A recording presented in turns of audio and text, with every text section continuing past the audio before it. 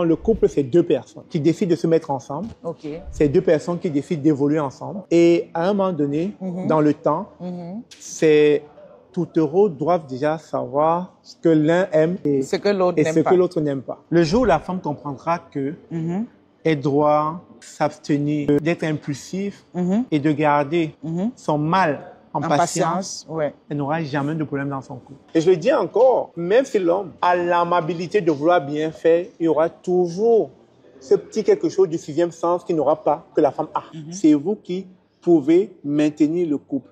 Et le couple dépend de vous.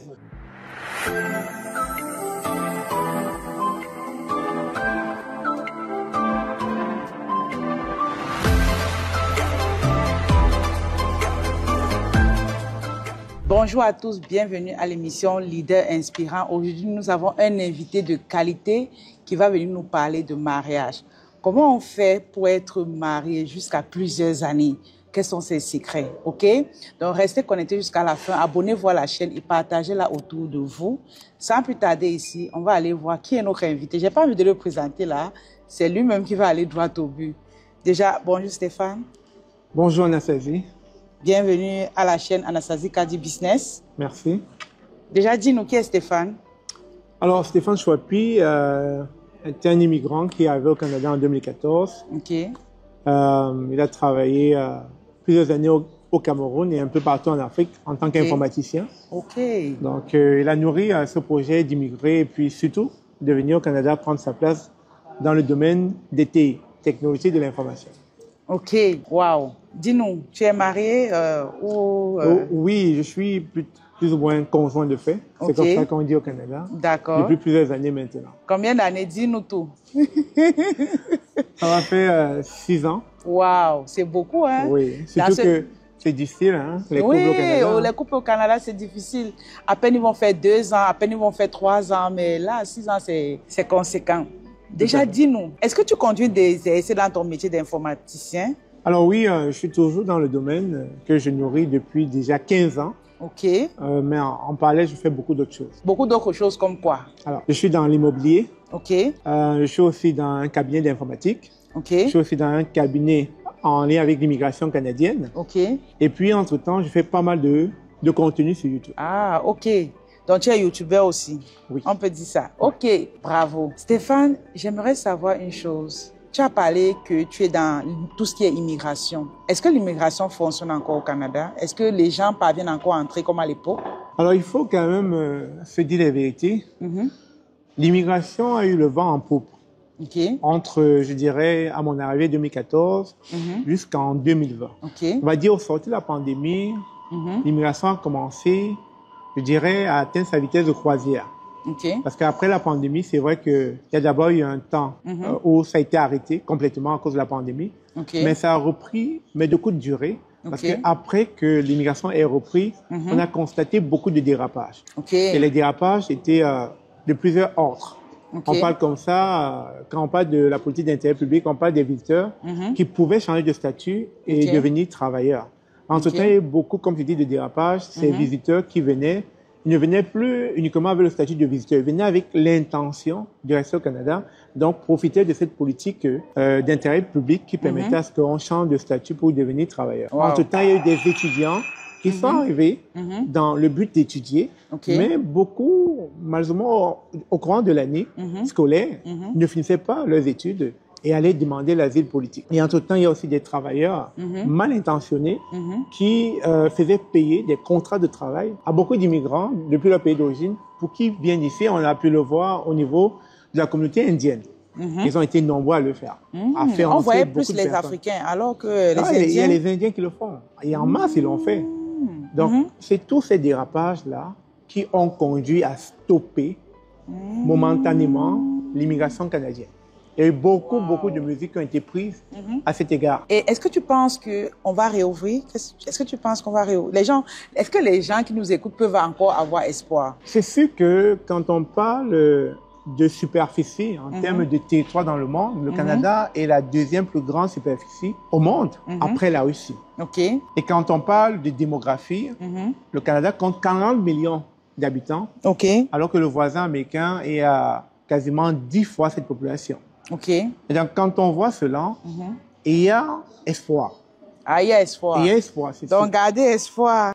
Le Canada peut rouvrir ses portes. Gardez juste espoir. Tout à fait. Stéphane, tout à l'heure, tu nous as dit, ça fait 6 ans que tu es marié. D'accord? Selon toi, quels sont les critères d'une bonne femme au foyer? Avant de répondre à cette question, je tiens quand même à signaler qu'une femme dans un environnement qui promeut le féminisme, les femmes indépendantes, autonomes, les femmes à un moment donné qui n'ont plus besoin d'hommes dans leur vie, qui sembleraient ne plus avoir besoin d'hommes dans leur vie, mais ce qui est faux, totalement faux.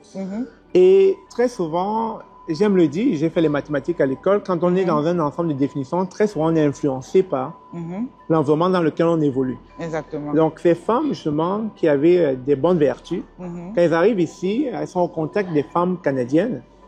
Malheureusement, elles font du copier-coller et elles manquent de respect à leur homme à la maison. Je ne te coupe pas.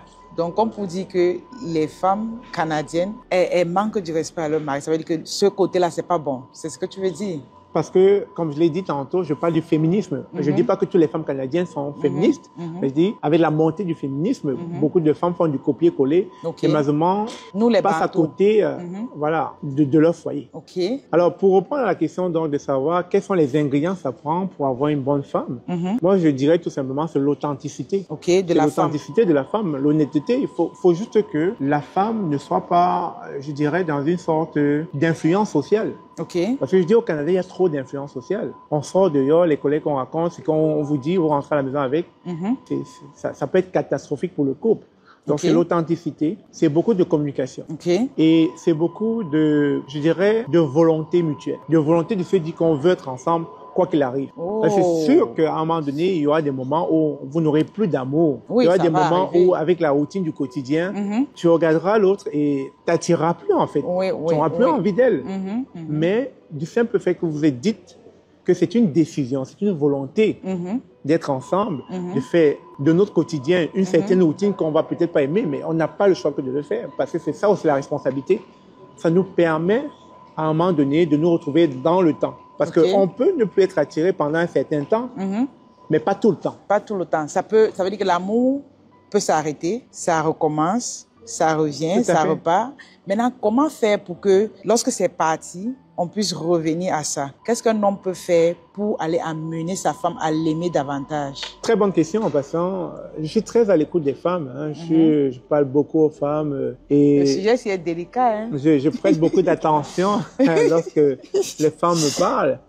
Mais ce que je comprends de la gente féminine, c'est qu'elles aiment être écoutées. Elles aiment quand on leur donne assez de temps. Et puis, elles aiment lorsque vous participez, très généralement, à ce qu'elles souhaitent. Quand je parle participer, ça peut être des travaux ménagers à la maison. Lorsque ta femme est en train de faire de quoi, tu pourrais dire, chérie, voudrais-tu de l'aide? Voudrais-tu que je t'accompagne dans ce que tu fais? Elle voudrait que lorsque peut-être elle s'occupe de l'enfant, que tu sois en train de lui poser la question, est-ce que je peux faire quelque chose pour t'aider? Elles aiment ça. Elles aiment ça. Elles aiment quand le mec est attentionné. Ça peut faire la différence. Ça peut faire la différence, d'accord. Maintenant, dans les foyers, on a remarqué que les hommes, surtout les immigrants, se sentent bantous. Quand on parle de bantou ici, ce sont ces personnes-là qui trouvent qu'ils n'ont pas droit à faire la vaisselle, ils n'ont pas droit de cuisiner. D'autres poussent même encore loin, ils ne peuvent pas faire du ménage à la maison. Qu'est-ce que tu penses de ces catégories d'hommes-là? Très bonne question une fois de plus. Alors, je tiens à rappeler que quand on vient de nos pays d'origine, on a une conception du couple qui n'a rien à voir avec la conception du couple occidental. Là-bas, très généralement, c'est la femme qui fait tout. Qui fait tout. Et c'est l'homme qui pourvoit financièrement à la maison. D'accord. Quand on arrive ici, et j'aime le dire, il faut déconstruire beaucoup de choses. Parce qu'on n'est plus dans le même référentiel. Quand on arrive au Canada, il y a une réalité, c'est que monsieur sort, madame sort. Il n'y a pas la famille, il n'y a pas des cousins, il n'y a pas des oncles, il n'y a pas des tantes pour nous aider. Partant de là, c'est clair que ça va devenir très difficile pour la femme de vaquer à ses occupations et de rentrer à la maison, servir son homme. Et il ne faut pas être dupe pour ne pas le voir. Ça ne demande pas d'avoir une certaine maturité pour le voir. Il faut être juste observateur et comprendre que je sors avec ma femme, on va rentrer au même moment, et puis elle va se taper tout le reste du boulot. C'est inconcevable. Exactement. Donc, si on a un peu cette jugeote-là, on va comprendre qu'à un moment donné, on va participer on va aider notre femme. On n'a même pas besoin qu'elle ouvre sa bouche pour le dire. On va le constater qu'elle est fatiguée, elle a besoin d'aide. Maintenant, merci Stéphane pour ton retour par rapport à cette question. Je vois, je souris tout le temps parce qu'il y a tellement à dire à ce sujet que... Maintenant, selon toi, lorsqu'on parle des bantous, est-ce qu'il y a les tâches spécifiques qu'un homme doit faire et d'autres tâches qu'il ne doit pas faire? Pour que les femmes qui vont nous écouter maintenant sachent que je ne dois pas demander à mon mari de balayer le sol, par exemple. Je ne dois pas demander à mon mari de préparer. Est-ce qu'il y a des tâches spécifiques ou toute tâche est attribuée à l'homme bantou